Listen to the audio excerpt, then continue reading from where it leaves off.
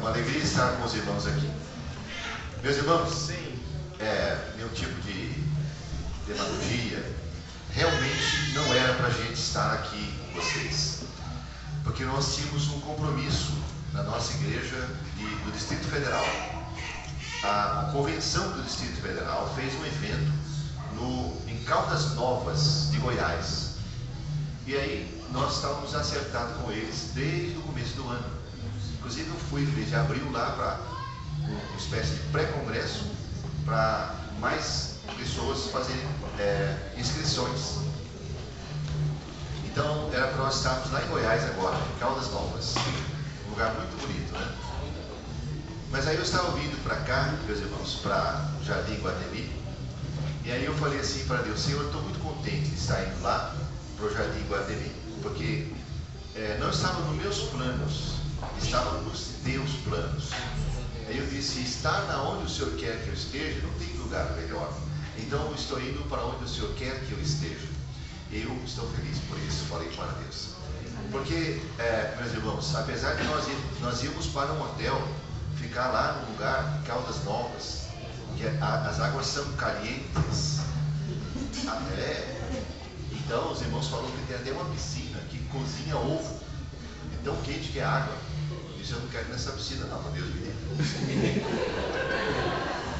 Deixa esse trem para lá. Bem, porque lá as águas são naturalmente quentes. Eu disse: é melhor fazer o encontro na época do frio, que é agora, né? Na época do frio mesmo. Mas o que aconteceu? Eles não conseguiram a quantidade necessária de casais. Então eles cancelaram.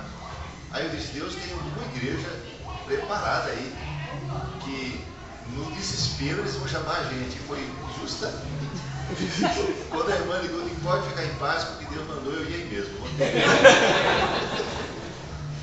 Então vocês tenham certeza que nós estamos na hora certa, no lugar certo e pela razão certa. Deus escolheu esse momento lá na eternidade passada, porque os homens fazem plano, mas a resposta dos lábios vem do Senhor, né? Então nós vamos ministrar para vocês uma palavra que está no nosso coração. Então, alegria o pastor Laubert estar aqui com o irmão, também com o meu amigo, o pastor Paulo de Freitas, que é um grande amigo e também um discipulador. E nós somos assim, ó. Nós dois. Nós só estamos um pouco afastados do outro, no sentido de vir aqui, né? Mas amém. Vamos abrir a Bíblia, irmãos, no livro de 1 Coríntios, capítulo 7. Antes de começarmos a ler a palavra, 1 Coríntios capítulo 7, o marido olha bem nos olhos da esposa agora, de forma bem romântica. Não olha para mim não, jacaré, que eu não sou tua esposa.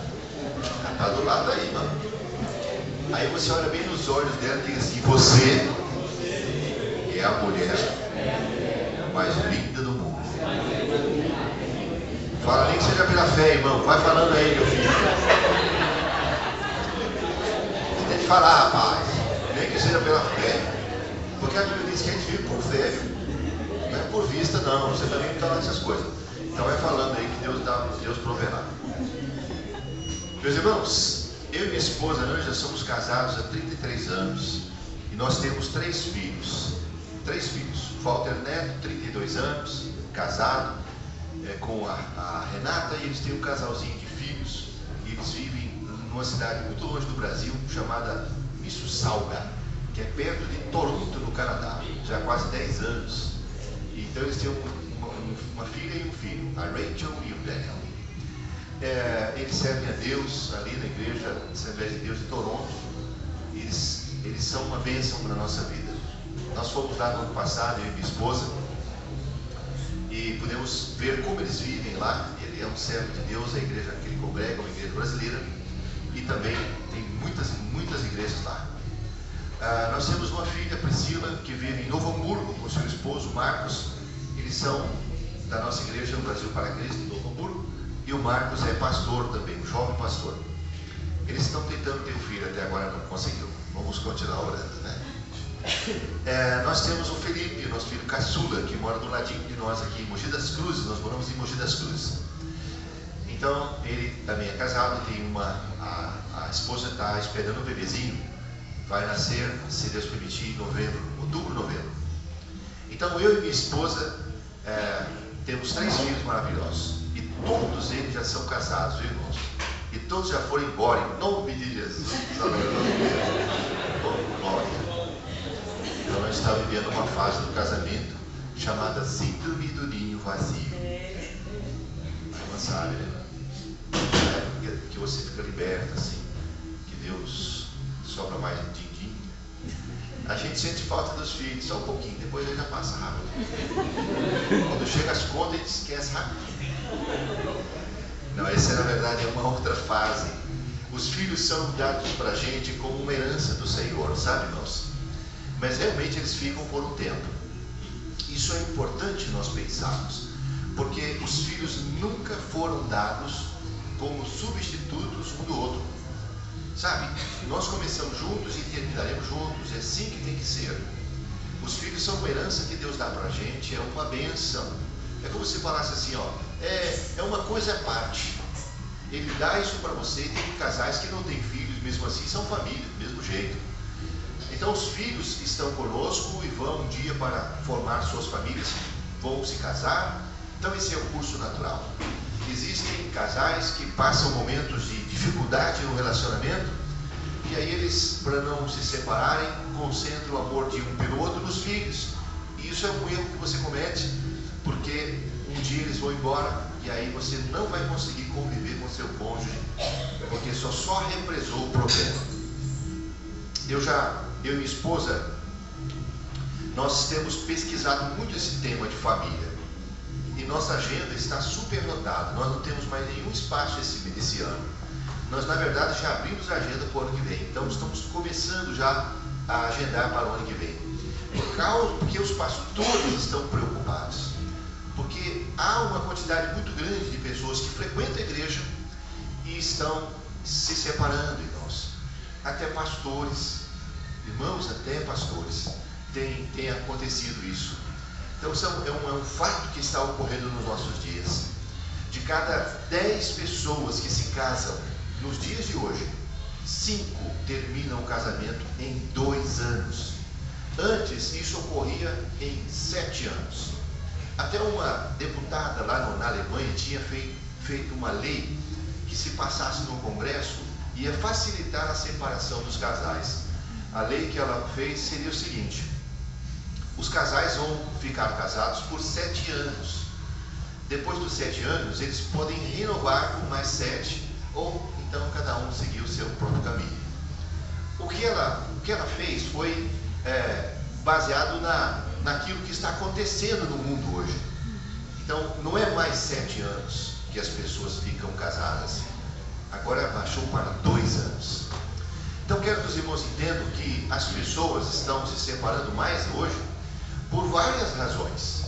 Por várias razões. Mas a principal delas é que eles estão esquecendo a lei de Deus. Os princípios da lei de Deus que regem o casamento. O casamento não é uma invenção do ser humano. O casamento não é uma instituição falida, como algumas pessoas dizem por aí. Porque foi criado por Deus. E a Bíblia diz que tudo que Deus criou, Ele disse que era bom. Tudo que Deus fez, Ele disse que era bom. E o casamento que foi feito por último, se você ler lá em Gênesis capítulo 1, versículo 31, Deus olha para o casamento, que Ele fez por último. Ele disse, e eis que era muito bom. Tudo é bom. Mas quando Deus viu o homem e a mulher se amarem, Deus disse, isso é muito bom. Irmãos, de 2013 para 2014, o IBGE constatou um aumento de 6% no índice de divórcio. E também, curiosamente, constatou 3% no aumento no índice de casamento. Aí eu fiquei pensando, interessante, eles estão separando mais, mas continuam casando. O que quer dizer isso? Que o ser humano reconhece que não é bom viver sozinho. Porque se Deus tinha dito que é muito bom o homem viver casado, Ele também disse, não é bom que o homem viva só. Foi isso que Deus disse quando olhou Adão no jardim, sozinho, depois de cumprir os seus deveres. Deus olha para o homem e disse: não é bom que o homem viva só. Far-lhe-ei uma auxiliadora que lhe corresponda, que esteja como diante dele. Então Deus disse que não é bom viver sozinho, e Deus está certo. Mas nós vivemos numa cidade, São Paulo é uma cidade que tem mais de 4 milhões de residências, vivendo uma pessoa sozinha lá dentro. Vocês sabiam disso? Uma cidade de solitários. A solidão provoca muitas coisas ruins. Uma vez eu fui ministrar um encontro de casais com a minha esposa na cidade de Betim, Minas Gerais, uma igreja presbiteriana do Brasil. E quando nós entramos no saguão da igreja, tinha um cartaz parecido com aquele que está colado ali na porta da igreja nossa aqui. O cartaz tinha um dedo assim e escrito: pastor, pense nessas pessoas. Aí eu disse: o cartaz é para o pastor. Então eu cheguei mais perto e olhei e estava escrito assim, ó: existe uma quantidade de pessoas que não conseguiu casar e você precisa ajudar eles, pastor. Estava escrito assim. Aí eu falei: olha, eles falaram que a gente tem que dar uma ajuda para esse povo. Então, irmãos, eu estou querendo montar um ministério na nossa igreja chamado Desencalhe Abraque. Não consigo achar um presidente, que ninguém quer presidir esse departamento. Porque na nossa igreja tudo é braque. Éjo braque, ufé braque, umas braque, gorda braque, feia braque, obesa braque, tudo que é braque, careca braque, povo braque. Bem, mas brincadeiras à parte, eu e minha esposa já fizemos 6 encontros de casais, 6 encontros de solteiros. Nós já conseguimos fazer 6 encontros e desses 6 encontros conseguimos 4 casamentos. Acredite se quiser, Deus faz milagres. Uma moça de 38 anos veio lá do Nordeste, do Pernambuco, visitar alguns amigos aqui e descobriu que ia ter um encontro de casais na igreja, encontro de solteiros. Rapidamente ela fez a inscrição. Um rapaz lá de Mogi, 34 anos, fez a dele também. E quando eles se encontraram na igreja, porque a gente faz o seguinte: a gente arruma uma igreja para o encontro de solteiros. O tema do último encontro foi Em Busca da Costela Perdida. Resultado, houve 4 casamentos. O penúltimo encontro, irmãos, tinha 100 irmãs e 8 irmãos. Meu Deus. Você está rindo porque não é com você. Tinha só 8. Sabe por que só tinha 8? Por várias razões. Primeira razão, porque as mulheres são muito unidas. Então uma vai falando para a outra. Aquela rede. Você acha que Jesus, que depois ressuscitou dos mortos, você acha que ele não apareceu para as mulheres? Por quê? Por que ele apareceu primeiro para a mulher? Para a notícia espalhar rápido. Porque a rede de mulheres, elas são comunicativas. Para não falar do dom de língua. Bem, a verdade foi que tinha 100 irmãs e só tinha 8 irmãos. Sabe por quê, irmão? Segunda razão, porque existem muito mais mulheres do que homens aqui no estado de São Paulo. Segundo o IBGE, se casassem todos os homens, todos do estado de São Paulo, até o zoinho que anda assim, ó, o zoinho. Outro dia tinha um cara que andava assim também na encontro. Mas e agora? Foi mal. Bem, se casasse até o zoinho, ainda ia sobrar quase 1.200.000 mulheres. Porque existe muito mais mulheres do que homens. Então, irmã, você está com o marido aí do lado? Valorize o seu marido. Dá graças a Deus. Eu sei que ele não é lá essas coisas, mas tá uma crise, a coisa está feia. Além de estar faltando homem, alguns estão com problema. Outro dia eu fiquei pensando uma coisa séria. Quando Deus olha para Adão, vê o homem sozinho, né? Aí eu pensei assim: olha, se o homem precisasse de outro homem, você não tenha dúvida que Deus ia fazer um homem para Adão. Ia ser Adão e Ivo. você não tenha dúvida. Deus olha para o homem e diz: está ruim sozinho, vou fazer um homem para ele. Vou ficar 2 homens, pronto. Mas o homem não precisa de um homem. Então, esse movimento que está aí por aí, irmãos, não tem futuro. Porque é uma coisa antinatural. O homem precisa de uma mulher. Tá certo? Tudo que o homem precisa está aí do lado. Está até sobrando. E o que a mulher precisa está os 2 juntos. Sabe? A moça velha não casa, é cheia de problema, cheia de remédio. E a mãe disse: minha filha, quando você casar, sara tudo isso. Sara. E não é só na mulher, não. Isso aí é combinado com o irmão lá em cima, que é para vocês toma jeito assim e acorda. Eita, está todo mundo elétrico, né? Bom, meus irmãos, então vamos pensar sobre isso. Deus decidiu criar o casamento para acabar com a solidão do homem. E nós precisamos entender o seguinte, que nós não temos vocação para viver sozinho, que nós somos criados para viver em comunidade, para viver juntos. Só que nós temos que aprender a viver juntos. Sabe? Outro dia o pastor Ivo, que é meu chefe, né, me chamou na sala dele e disse: nós precisamos criar uma revista de escola dominical que trabalha relacionamento, que trabalha, comunhão dos irmãos. Então ele falou assim: começa a pesquisar sobre o tema da mutualidade. Verifica na Bíblia os textos que falam sobre uns aos outros. E eu disse: boa ideia, pastor. Aí eu comecei a pesquisar e descobri que existem 60 textos. E que esses 60 textos se resumem em 25. Então eu agrupei esses 25, colocando 2 para cada lição. Então a Bíblia está cheia de textos que falam sobre orarmos pelos outros, suportarmos aos outros, aconselharmos aos outros, e que é a mutualidade, que é a ferramenta da comunhão. Né? Então, meus irmãos, o relacionamento interpessoal, né, entre uma pessoa e outra, precisa ser embalado pelo amor. De todos uns aos outros, o mais forte e o mais repetido é amai uns aos outros. Amai uns aos outros. Porque eu descobri que o amor é o mais poderoso lubrificante social que existe. Eu e você precisamos estar lambuzados de amor. Sabe por quê? Porque não tem atrito. Quando você entra em contato com uma pessoa amável, não vai sair faísca. Porque entre você e ela tem uma película de amor. O amor tolerante, o amor é paciente, o amor... Compreendeu, irmãos? Nós precisamos de amor. Dentro do casamento é a mesma coisa. Precisa ter amor.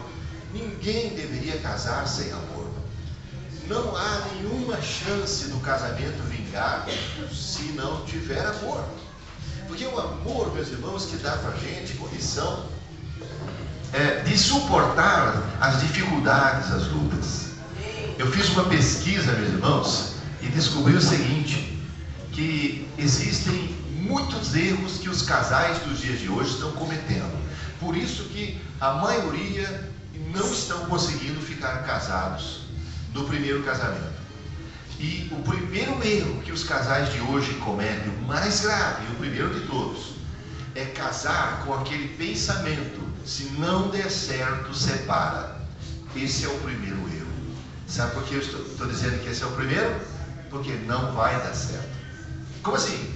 Vai ter problema. Vai ter problema? Sim, vai ter problema.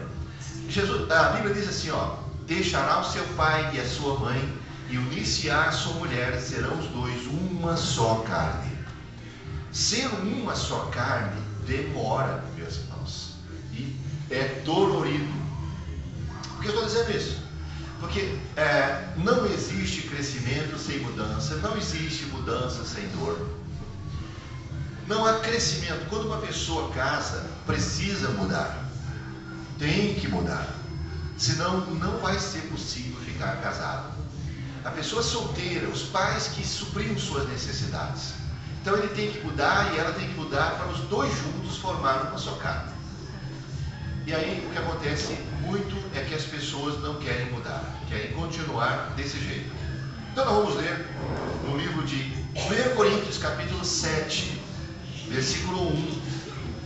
Esse versículo de número 1, meus irmãos, tem ligação com o que Paulo fala no capítulo 6. do versículo 12 até o 20. Mas vamos ver, capítulo 7, 1 Coríntios, versículo 1. Quanto aos assuntos sobre os quais vocês escreveram, é bom que o homem não toque em mulher. Observe o que Paulo está dizendo aqui. É bom que o homem não toque em mulher. Mas vamos continuar lendo para você poder entender o que o apóstolo quis dizer. Então nós vamos para o versículo de número 6. Digo isso como concessão e não como mandamento. Versículo 7. Gostaria que todos os homens fossem como eu, mas cada um tem o seu próprio dom da parte de Deus, um de um modo, outro de outro. Então, no versículo de número 7, Paulo está dizendo que existem pessoas que não vão se casar, nunca vão se casar, porque eles têm o dom de Deus para isso. O versículo diz que cada um recebe o dom de acordo com aquilo que Deus determina. Esse é o dom da continência, esse é o dom do celibato, é o dom de não casar. Esse é um dom de Deus, um dom raro. Jesus tinha esse dom, Paulo tinha esse dom, João Batista tinha esse dom, alguns profetas do Antigo Testamento tinham esse dom. Então, esse é o dom de não casar, e ele sabe que isso é concedido por Deus. Então, por isso que ele disse, isso não é um mandamento, é um conselho que eu estou dando. Aí o versículo continua, versículo 8, ele diz, digo porém, aos solteiros e às viúvas, é bom que permaneçam como eu, quer dizer, sem se casar. Versículo 9, mas se não conseguem controlar-se, devem casar-se, pois é melhor casar-se do que ficar ardendo de desejo, ou abrasado, ou excitado. Então, o versículo 9 tem ligação com o versículo 1. O versículo 1, Paulo diz, vocês me escreveram algumas coisas perguntando a respeito do comportamento sexual do homem. Então ele diz, primeira coisa, bom é que o homem não toque em mulher. E para você ter ideia do que Paulo está querendo dizer, é a respeito do toque sexual. Porque hoje nós temos a Bíblia escrita, preparada no sentido assim, de capítulos, versículos, assuntos, temas. Mas a Bíblia não foi originalmente escrita dessa forma.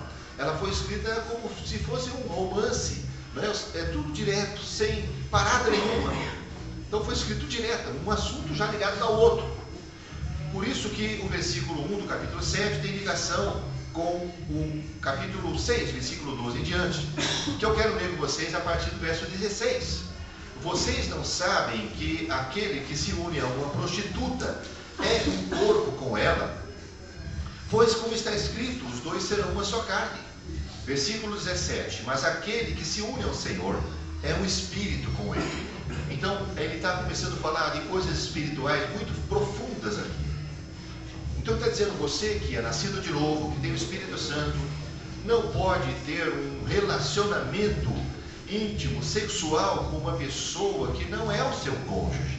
Você não pode ter relações sexuais antes, se não for casado.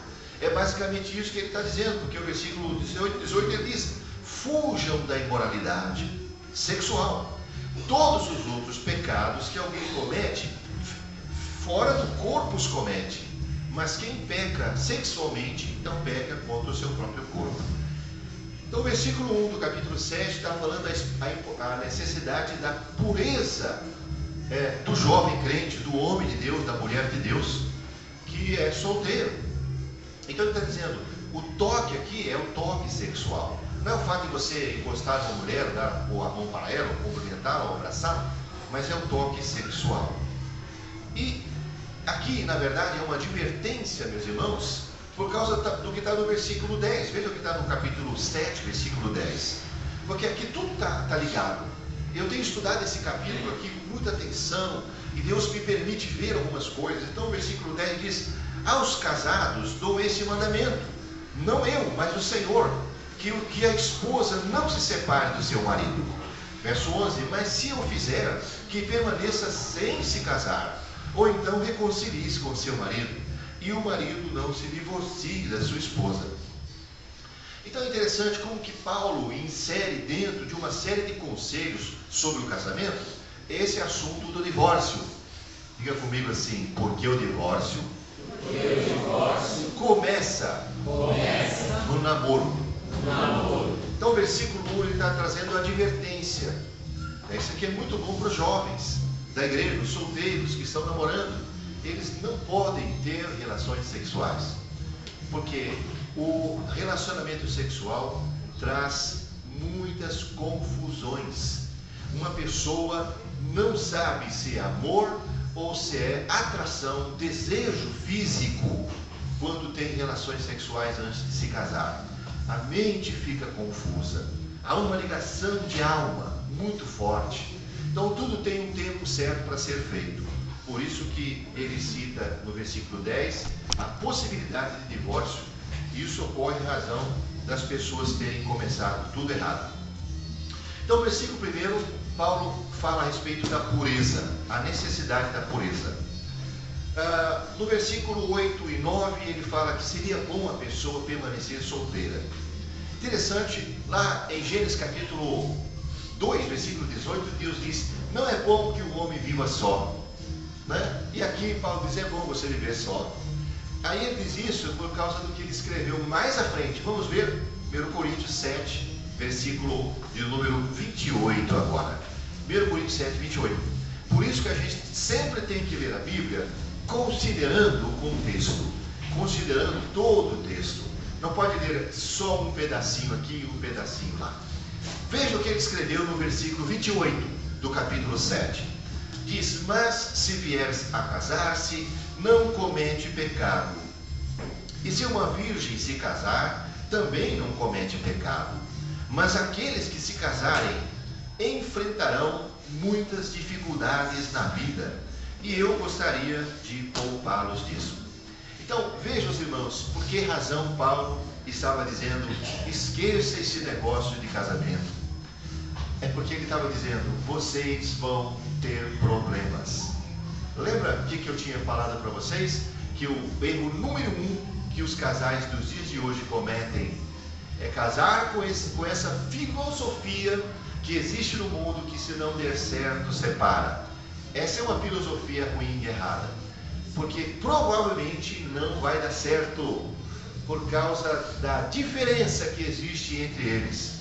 Diferença cultural, diferença familiar, diferença espiritual, diferença de maturidade, diferença de vários aspectos. Ela é uma mulher, ele é um homem, ela tem uma visão de mundo diferente da dele, ele é muito prático, muito objetivo, e ela é muito romântica, muito detalhista. Ele tem uma visão mais cônica, mais precisa, ela é mais abrangente, né? São várias diferenças que existem entre um homem e uma mulher. Tem homem que, se pudesse, levaria a esposa no cirurgião e ia dizer assim: sabe, doutor, toda essa parte exterior tá bom, só está precisando mudar um miolo.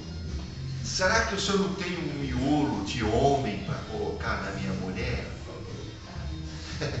Porque ele não entende certos comportamentos da esposa, e a esposa também não entende certos comportamentos do marido. Você já viu um homem assistindo um filme romântico? Já viu uma mulher assistindo um filme romântico?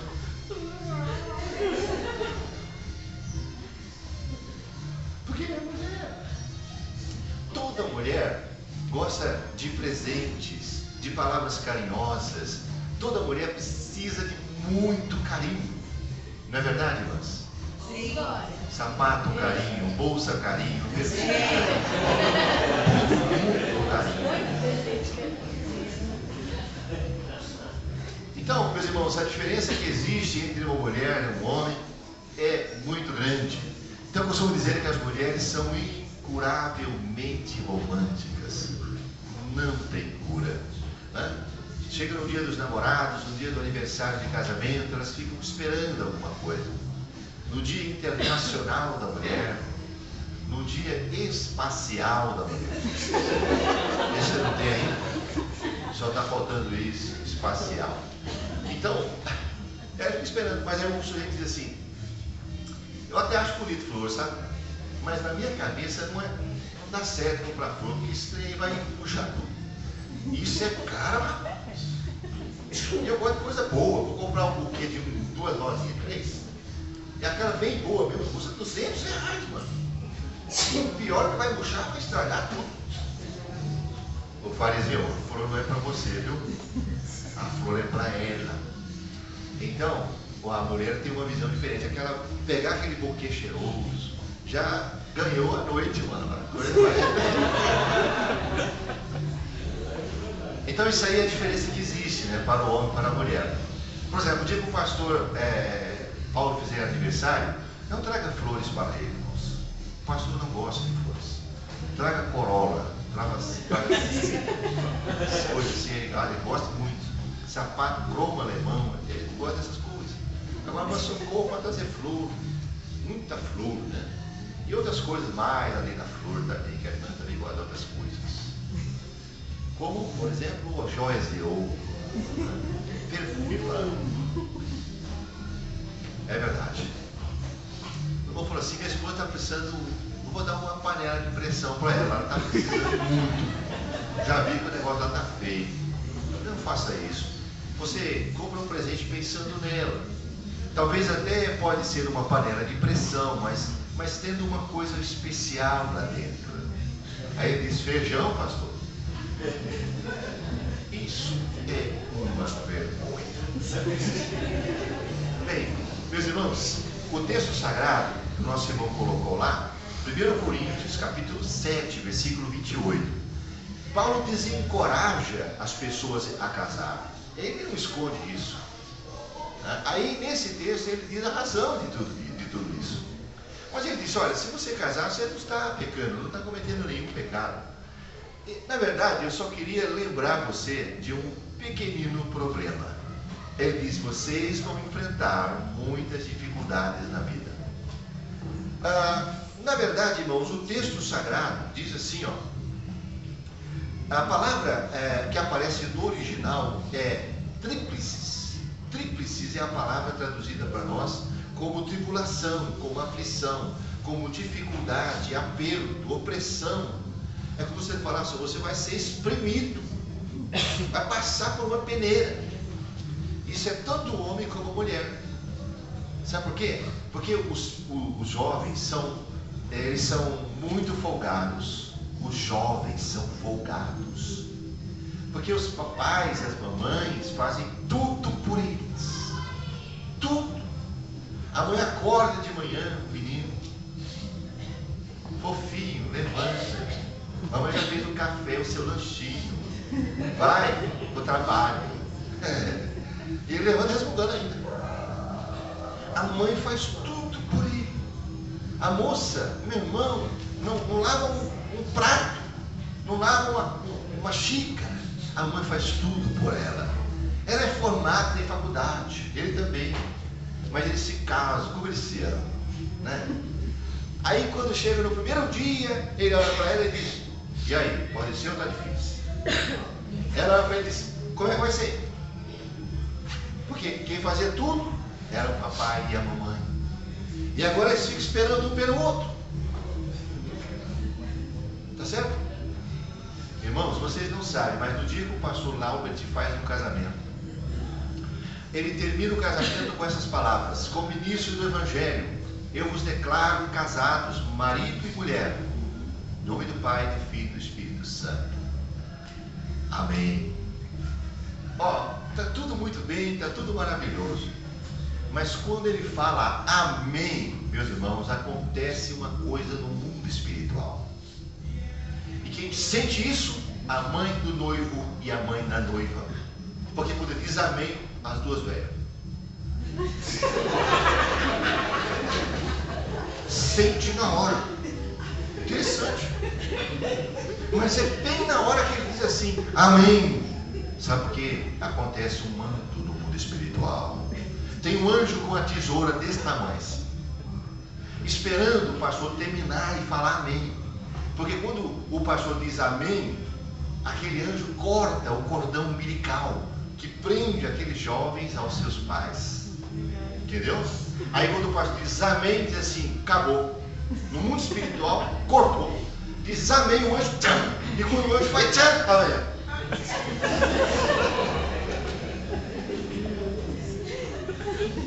Porque ela sente a corte. Agora olha pro velho. O velho está assim, aí, cadê Deus?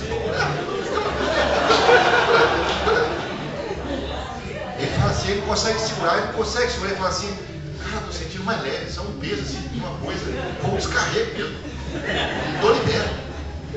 Porque o velho que paga a conta. E os jovens, nem caiu a ficha. Não caiu a ficha ainda não.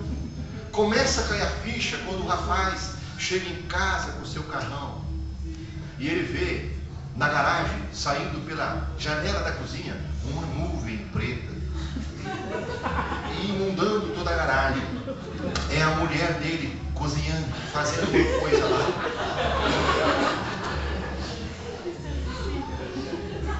E ele já sai do carro assustado, dizendo, puxa, ela fez aquilo lá de novo, mano.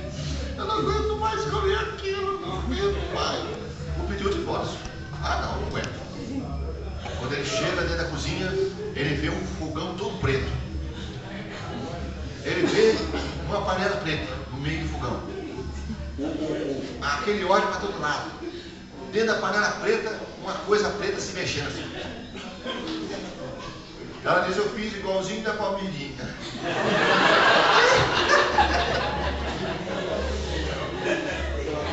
Não é fácil não. Aí ele diz assim, ela assim, eu fiz hoje também os acompanhamentos. Que é os acompanhamentos? Nuggets.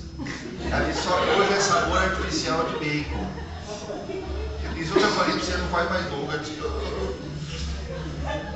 Eu detesto nuggets.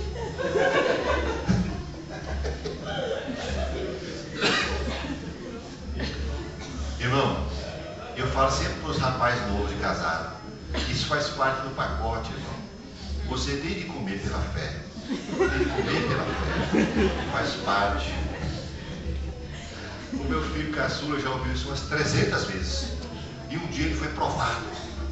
A mulher dele fez uma berinjela com molho não sei do que ela viu não sei aonde. E fez o trem da berinjela. Aí tá os dois romanticamente assim em casa, na casa deles comendo. E o menino, pam! Quando ele pôs um pedaço dele.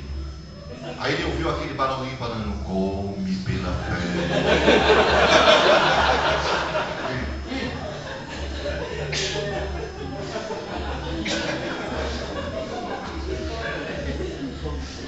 Pegou a coquinha. Colheu o negócio de uma vez. Que ele lembrou da fé, da fé, da fé, da fé. Aí pegou o restante e começou a comer outras coisas e separou assim. Dele. Aí a mulher, quando a mulher, ela, Felipe, tá muito ruim, não come isso. Ele disse, tudo bem, vamos pedir uma pizza então. Passou no teste. Bem, isso que eu estou falando para vocês é porque vai demorar um tempo para ela aprender. Porque não é panela velha que faz comida boa, é mulher velha.